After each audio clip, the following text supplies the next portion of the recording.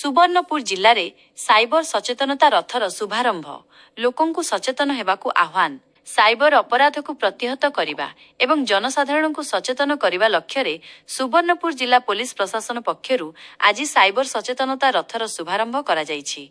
स्थानीय नलिनी छकठारे एही रथ को भव्य स्वागत संबर्धना ज्ञापन करा जायथिला। सुवर्णपुर आरक्षी अधीक्षक एसपी श्री नारायण नायक एवं अतिरिक्त जिलापाल श्रीमती अंजलिना प्रधान मिलित भावे सबुज पताका देखाई एही सचेतनता रथर शुभ घाटन करथिले।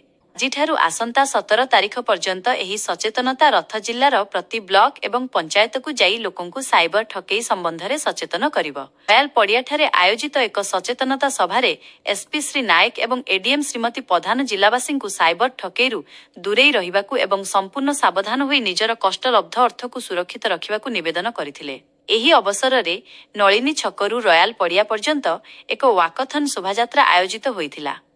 एही कार्यक्रम रे बहु जिला पदाधिकारी जोग देइथिले।